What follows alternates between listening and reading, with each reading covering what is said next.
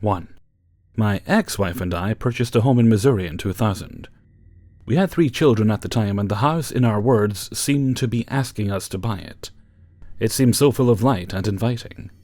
I was a total skeptic at the time. It didn't take long for us to notice things happening. It started with candles going out that we lit.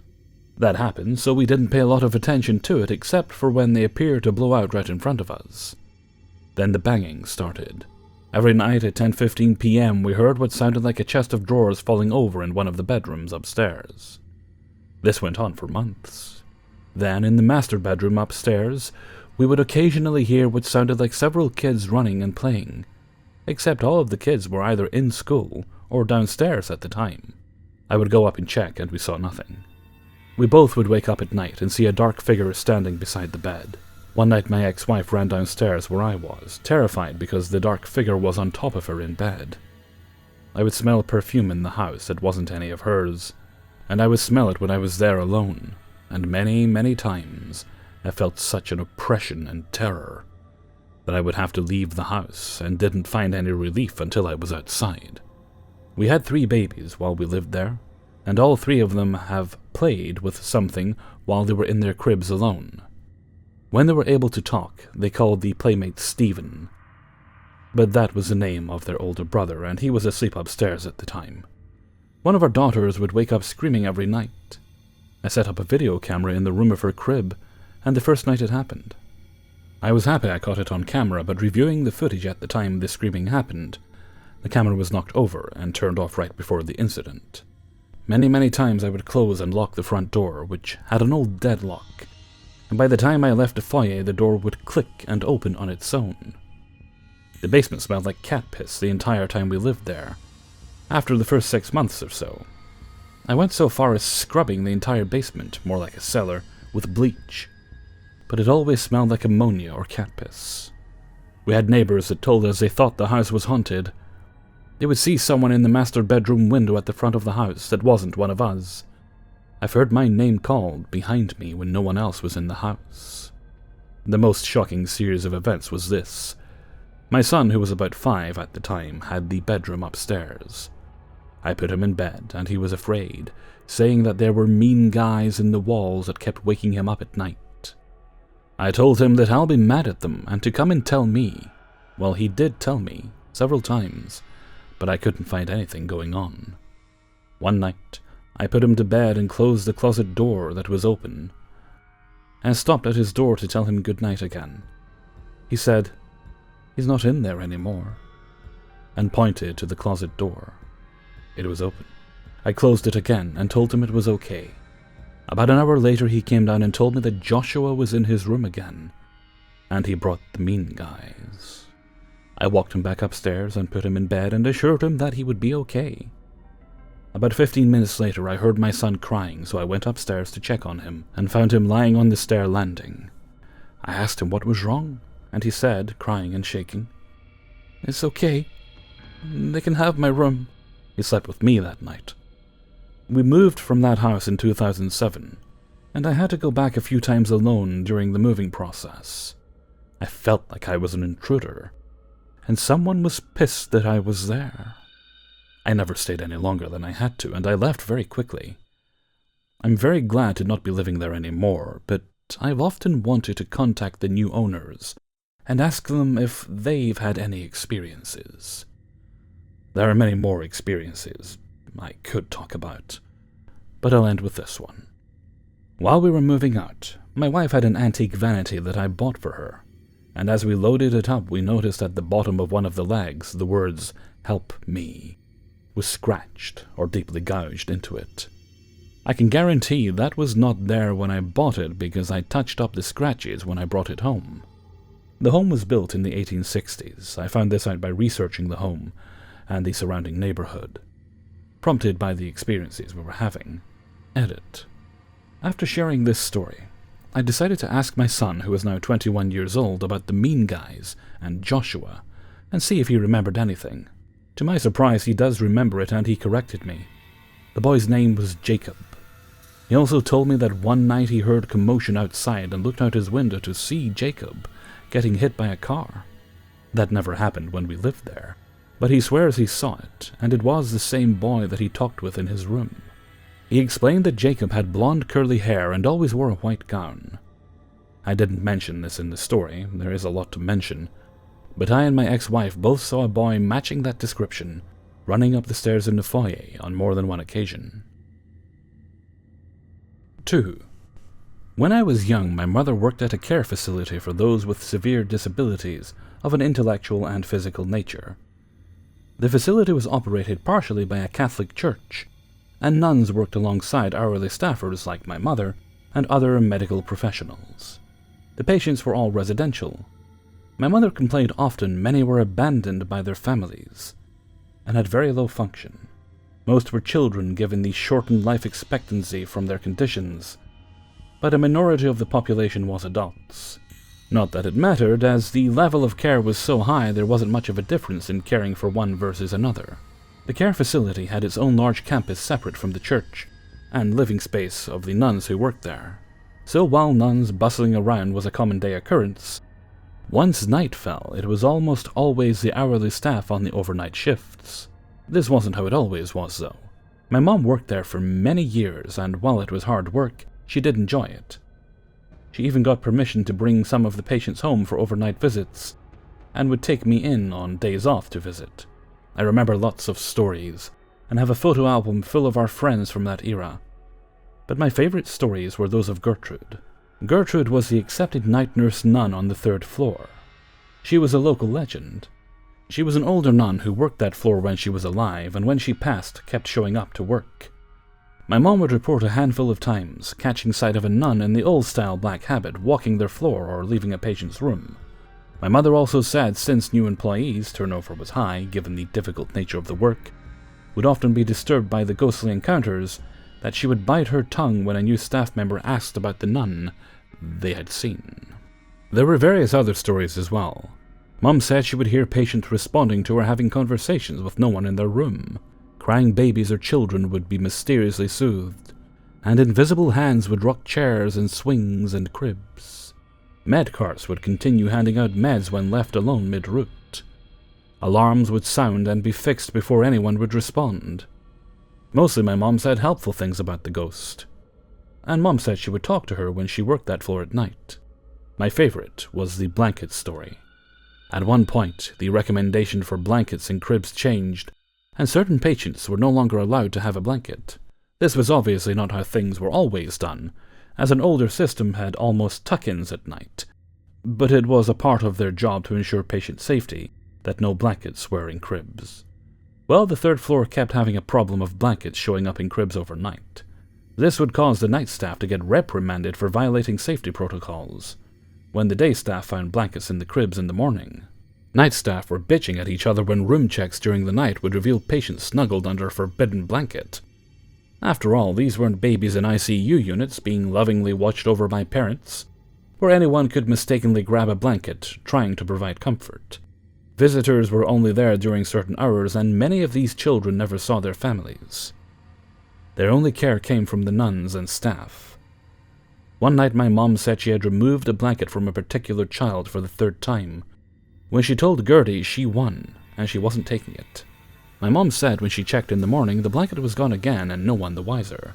Blanket still mysteriously popped up, but my mom said she would wait and not remove it until the blanket was pushed to the bottom of the bed, or if it mysteriously disappeared again on its own.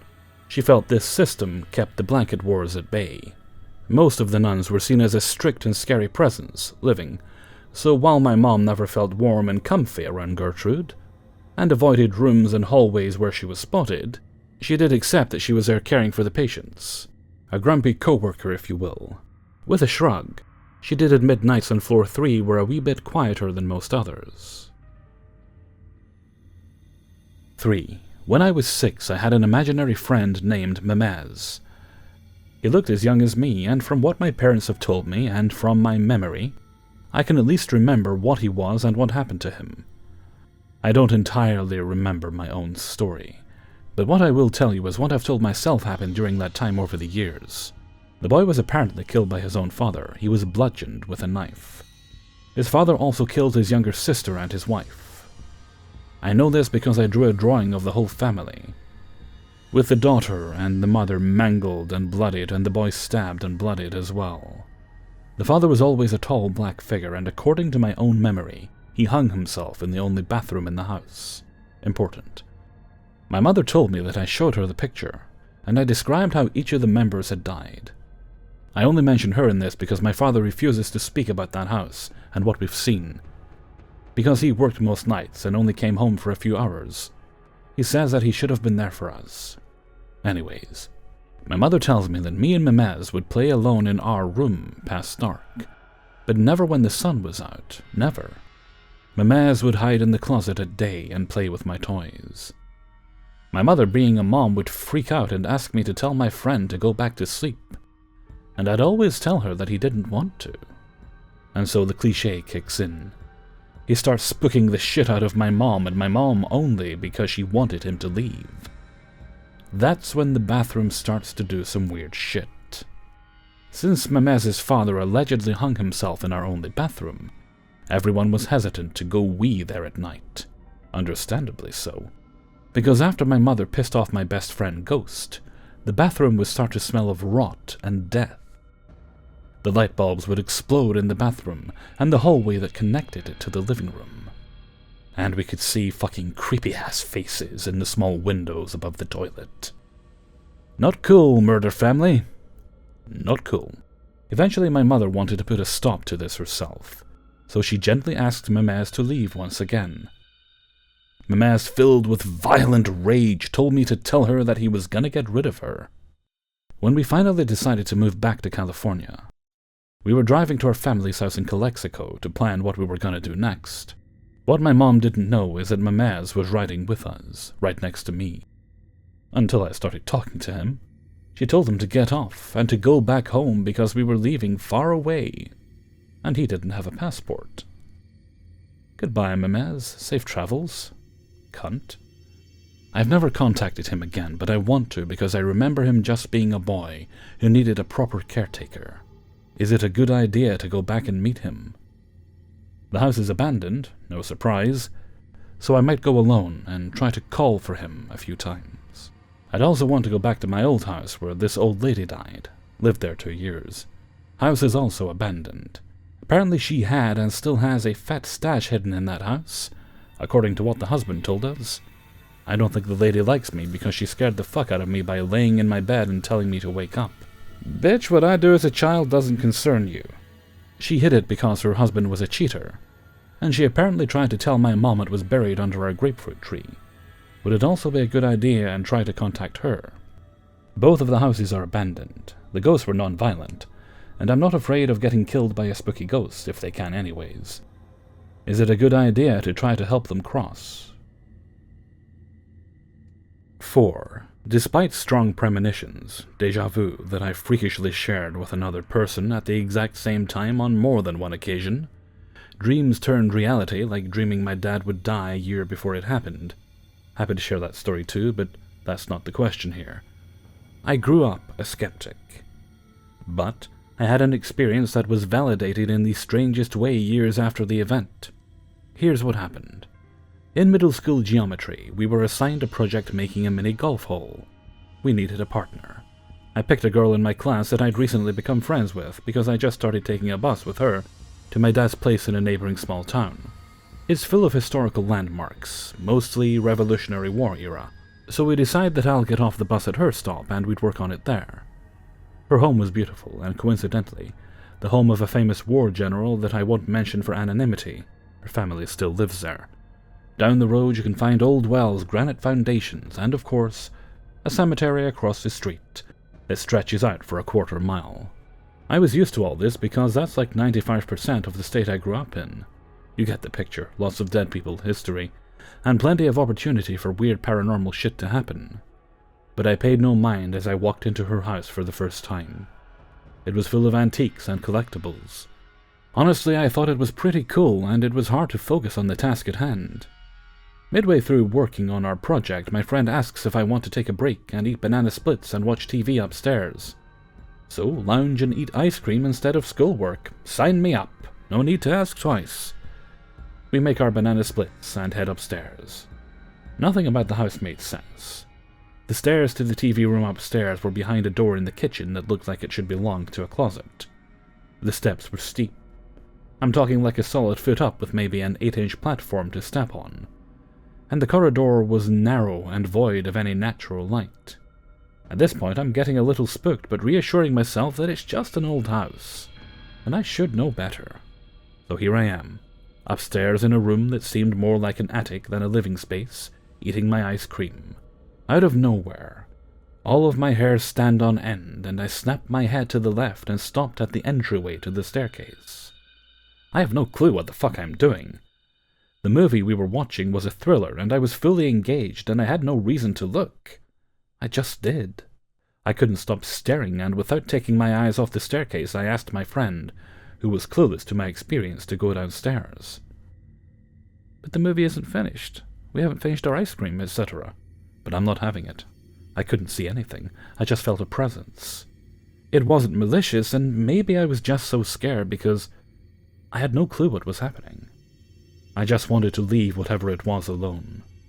We stayed a while longer, but I could still feel someone in the room with us looking at us. I hated it. Finally, I opened up, and I tell my friend that we were being watched. She didn't really react, which was odd, and offered to leave through the stairs at the other end of the house. I tell her I have to go home, white lie, and suggest she come finish it at my house later in the week. For those who care, we got an A, and I try to rationalize the experience as best I could and lock it away to be forgotten. Flash forward over 6 years later, and I'm in Psych 101 in high school. My friend's dad is my teacher, and she's now one of my best friends, though we still only hang out at my place. One day he starts talking about paranormal activity. I forget how it was tied to the lesson, but who cares? He was one of the coolest teachers in the school, and the whole class is into it. Towards the end of the class, he stops the lesson with enough time to share he's had some of his own paranormal experiences in his own house. I take a big gulp, like, shit, here it comes. But the bell rings. Not satisfied, I stop at his desk before leaving the room. I should also mention that my teacher and best friend's dad was an antique collector and hobbyist, which explains a lot about his home and the house itself. He had records of all the owners and tenants and photographs.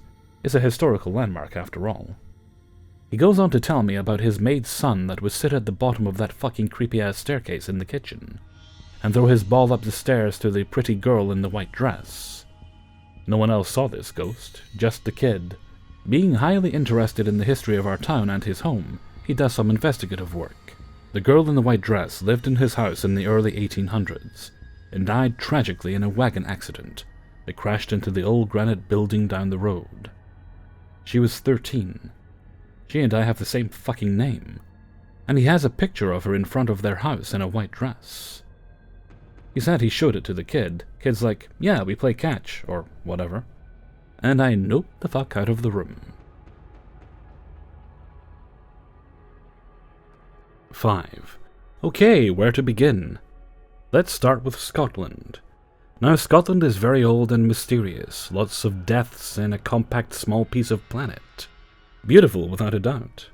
The landscape is covered in mid-century castles and fortified houses, filled with history. Where there is not a castle, there is an old battlefield that many would have died horrifically, and because of which leaves many unsettled spirits. Pagan land with standing stones littered everywhere. What I'm trying to get at is, basically, you need to come here and seriously understand that ghosts, or however you like to call the dead, are everywhere. Tragedy leaves memories, strong energy fills every building. You can almost guarantee that if you're staying in Scotland, then you had better be prepared for a little spooky, mysterious adventure. Anyway, my personal experiences go back to when I was about 9. My friend lived in a place called Sauchie Terrace.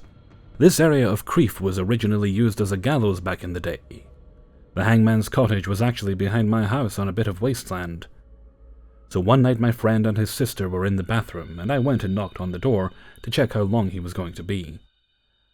I could hear that he was on the toilet and his sister was in the bath. I looked down and I noticed the door handle slowly get pulled down and slowly go back up, whilst my friend and his sister were away from it. Naturally, I got a bit spooked and went downstairs trying to forget about it. Weeks went on with nothing weird happening, when one night me and my friend were playing the Xbox when we suddenly hear heavy footsteps running up the stairs. The problem with this being okay and not scary is that we were the only ones in the house. Okay, so the first isn't that scary, still weird, but here's another. My other pal lived near the center of town in an old block of flats. Only 4 flats in the building, but old and crooked. I was pretty skint for a while and would ask to stay on the couch for a while every now and then. One day I go round to his, and sat down about to roll a joint when he just starts talking to me, as if something had startled him. He goes on to tell me that he was sitting in the living room studying for college, when he heard a soft female voice call his name. Hitting himself furiously, he goes to bed and tries to ignore what he had just experienced. Whilst in bed, he's just finishing off the last piece of revision when he starts to hear what sounded like a group of people sparking a conversation in the hallway. In total fear, he shouts out, "Go away!" The talking stopped and he went to bed. Another time in the same house, I was getting the couch ready for sleep, when I heard something fall off the table in the living room. Usually I brush these things off as best as I can so I can get to sleep. So I get on the couch with the covers right up to my forehead. I turn over to look into the couch, when I hear some rubbish getting pulled out of the bin. I look over and see some paper that was originally in the bin lying around the bin. My friend had no pets, and the bin was tall enough for any tremors to make it to jump out. I shit myself and tucked myself as far into the couch as possible and went to sleep. Yet another story from the same flat. I was once again just about to fall asleep when I hear my friend's bedroom door open.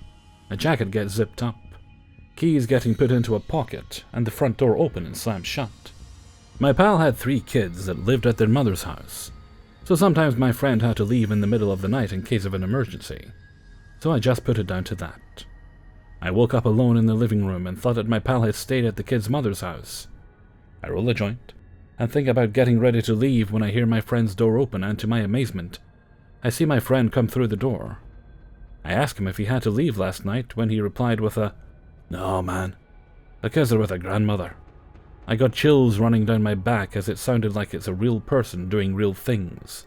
Anyway, a couple of weeks go past and I'm talking to my other pal that lived in this flat for a while.